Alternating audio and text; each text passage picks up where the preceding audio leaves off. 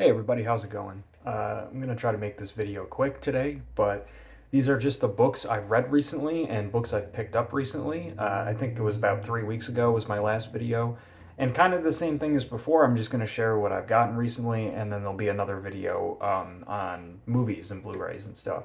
So I'll start with books I've read recently. First one is Bubblegum by Adam Levin, and hopefully you can see this okay. It's kind of a convoluted setup today.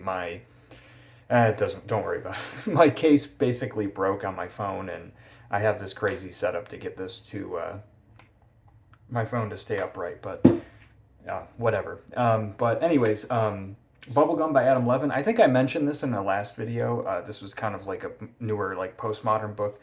2020, I think this came out. Levin has a couple other books out, but this was totally like a wacky read. It was a big book too, at about 760 pages or so, and awesome looking cover. Yeah, it was a book. I was reading this while I was at work, and people kept asking me what this was about. And by the way, all of these I'll just do little reviews for everything. I may do a separate video on some of these books, and certainly won't spoil anything for you.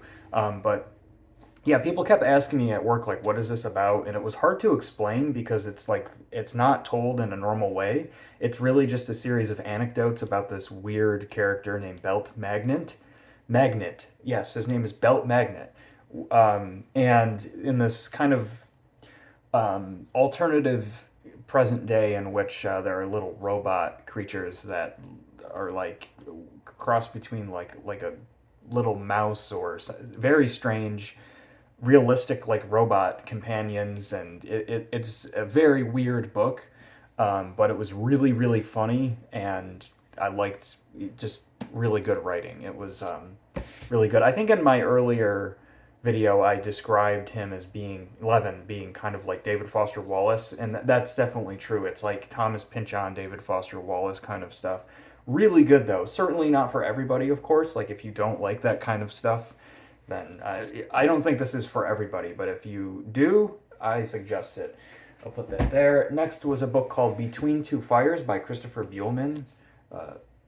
Christopher Buehlman.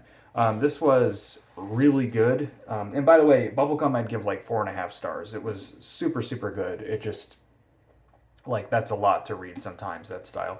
This one I'd give 4 stars. It was a super good read. It was basically about the Black Plague in the 1300s in France, and it dealt with a couple different characters, one being this small orphaned girl, a alcoholic priest, and a knight who had fallen from grace, and following these three characters basically just going and, like, it's almost like a road story, like a road movie, where it's just following their travels, but with some other, I don't want to spoil anything, some other like things going on in the background. But it really, to me, like read almost like a Dark Souls novel. It had the same feel of like desperate hopelessness, and just everything is very bleak, very dark fantasy.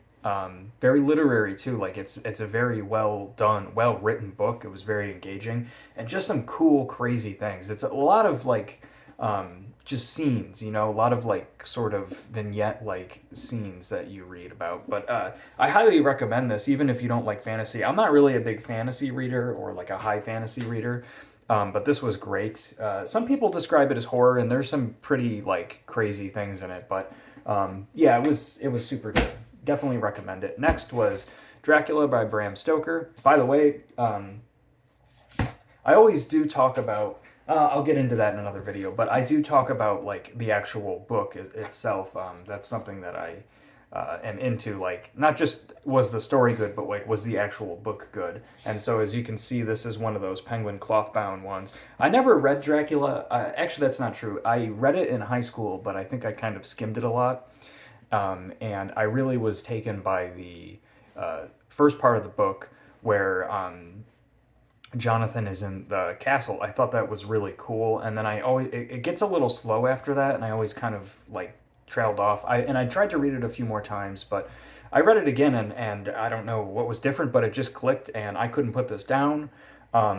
It is true that most of the horror of this novel, the scary stuff, is in the beginning part in the castle, although there's some pretty. I thought parts that were even scarier throughout the book, but I'd say like the last part of this book, there's not really that much that's scary, and it does slow down.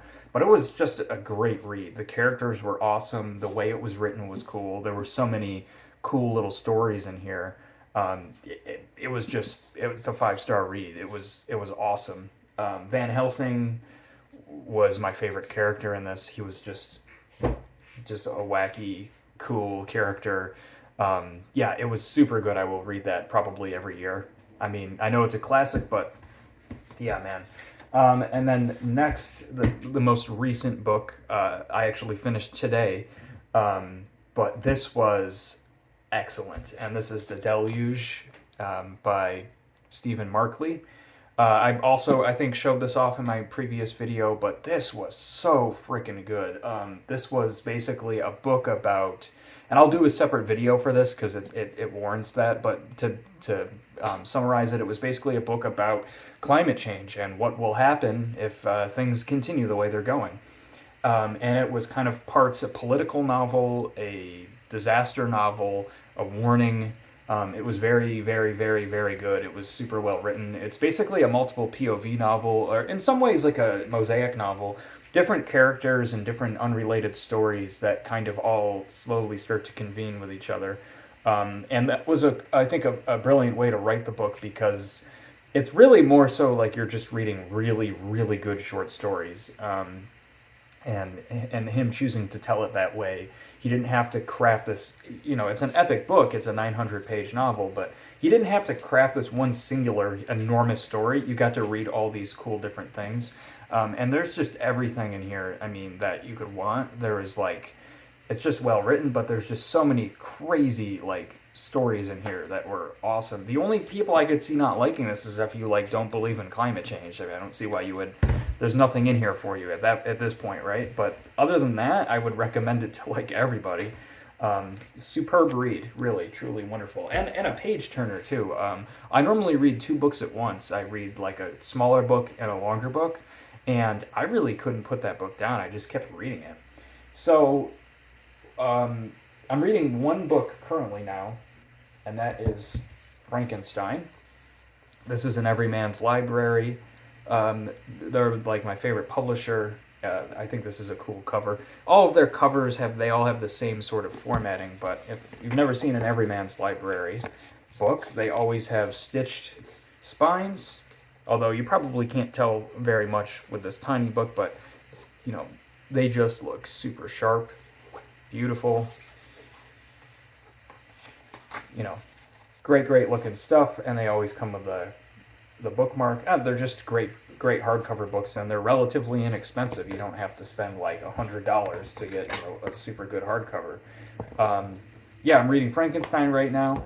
I've never read it, and I'm really liking it. I'm about, I don't know, 100 pages in, 112 pages in. It's excellent. I really enjoy it. Next are the books I've picked up recently. I'll try to go quickly through that. First one is this cool little Signet classic of Dracula, Frankenstein, and Dr. Jekyll and Mr. Hyde. I basically opened this up and it instantly fell apart, like the pages fell out, so I don't know if I'll read from this, but yeah. Next is another Everyman's Library, Pride and Prejudice by Jane Austen. I've never read it, so I picked it up because I really like to read it. Starting to get a little more into classics and checking those out. Next is Empire of the Summer Moon by S.C. Gwynne. This was given to me by a coworker, and yeah, I'm looking forward to reading it. We traded books basically, so I gave them a copy of True Grit. Next is Palisades Park by Alan Brennard. I don't know too much about this, but somebody recommended it to me, a couple people, and I picked it up and I read like a couple chapters, and it's good. It seems like it's a bit of a lighter read, which is good because I've been reading some really heavy stuff lately, and it's nice to kind of, change it up. The next one I got because this is John Adams by David McCullough, and I bought the Blu-ray. I think I mentioned that in my Blu-ray pickups video, the Blu-ray of the television series, HBO series with Paul Giamatti and Laura Linney. It was fantastic. I finished it. I absolutely loved it. I thought it was amazing, so I had to pick the book up. And I'm about I don't know, 120 pages, 170 pages into this, and it's fantastic. It really, it reads like fiction, you know, because a lot of like stuff is told through dialogue through John Adams' own writing and stuff. So it's fascinating and very, very interesting and well written. And I also picked up 1776, which is not a sequel, but it's history. It's not really a sequel, but more, I guess, of a companion book. I just thought that that would be interesting. I really, really like the way that McCullough writes, though, and I can see why it was easily adapted into a series, and I'd like to read his other stuff after that. The final book I got, and as you can see, I got a lot to read on my list, so is The Count of Monte Cristo by Alexander Dumas. And I've never read this. It's a big one. I think it's about 1,200 pages or so. But yeah, I've never read it, and I just would like to get, like I said, read some of the classics. And look at this beautiful, beautiful book. I apologize if it doesn't come off well. My room is not lit super well, but man, oh man. Every man's library. They make great stuff. I guess the colors of these books, because I think I showed off green for Frankenstein, early 1800s is green, and then later 1800s, more like the Romantic period, is this burgundy color. And then like a more traditional red color for modern classics. I believe I've showed off my copy of the LA Quartet by James Elroy, which is like 80s and 90s, and so those are more of a standard scarlet color. But anyways, that's all. Thank you for watching. Really good books lately. I really haven't read, honestly, I haven't read anything that I've disliked, except for like The Descent by Jeff Long and Don't Fear the Reaper by Stephen Graham Jones, which was still good, but like a 3.5, 3-star read.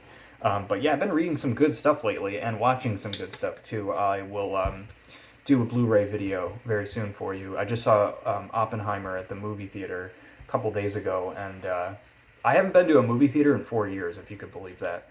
It was a good movie, but I'm going on a tangent. So anyways, peace out. If you read anything cool lately, let me know. Or watched anything, or picked up any Blu-rays or anything, whatever you want to, I hope everybody's well. Have a great day, and I'll see you next time.